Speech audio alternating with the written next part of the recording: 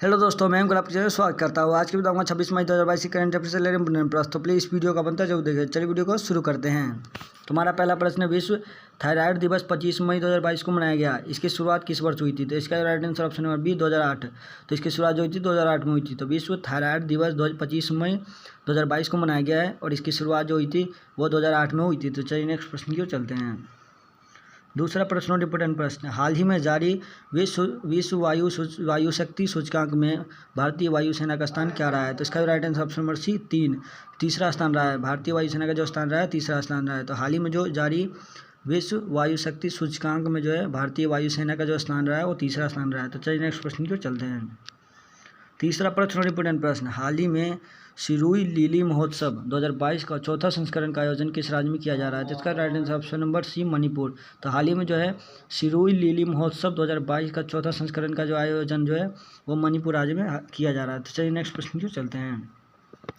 चौथा प्रश्न, हाल ही में अमेरिका की इंडो पैसिफिक आर्थिक योजना में कौन सा देश शामिल हुआ है? तो इसका right answer option number Bharat. तो हाल ही में जो है अमेरिका की इंडो पैसिफिक आर्थिक योजना में भारत देश जो है हाल ही में शामिल हुआ है। तो चलिए नेक्स्ट प्रश्न की ओर चलते हैं।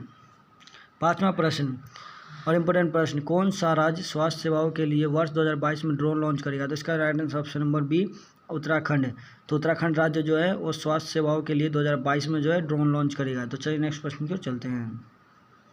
छठा प्रश्न और इम्पोर्टेंट प्रश्न, भारत का पहला AI run war game centre कहाँ स्थापित किया जाएगा? तो इसका right answer option number B New Delhi. तो भारत का जो पहला AI run war game centre जो है वो नई दिल्ली में स्थापित किया जाएगा। तो चलिए नेक्स्ट प्रश्न की ओर चलते हैं। सातवां प्रश्न और इम्पोर्टेंट प्रश्न, हाल ही में ब्रिक्स संस्कृति मंत्रियों की 7वीं बैठक में भारत की तरफ से किस मंत्री ने हिस्सा लिया? तो इसका right answer option number A Meenakshi Lekhi. तो हाल ही में जो ब्रिक्स संस्कृति मंत्रियों की जो 7वीं बैठक में भारत की तरफ से जो है मीनाक्षी लेखी ने भाग लिया है। तो चलिए नेक्स्ट प्रश्न की ओर चलते हैं।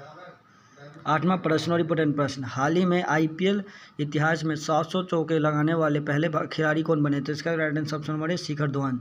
तो हाल ही में जो है IPL इतिहास में 700 चौके लगाने वाले पहले खिलाड़ी बन गए शिखर धवन। तो चलिए नेक्स्ट प्रश्न की ओर चलते हैं।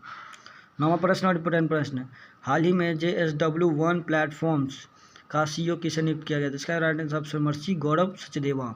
तो हाल ही में जो है JSW1 प्लेटफॉर्म्स के CEO के रूप में जो है गौरव सचदेवा को नियुक्त किया गया हाल ही में। तो चलिए नेक्स्ट प्रश्न की ओर चलते हैं। 10वां प्रश्न, हाल ही में ऊर्जा और शहरी विकास मंत्री अरविंद शर्मा ने हाल ही में किस राज्य के लिए संभव पोर्टल लॉन्च किया? तो इसका right answer option number D Uttar Pradesh. तो हाल ही में जो है ऊर्जा और शहरी विकास मंत्री जिनका नाम है अरविंद सिंह।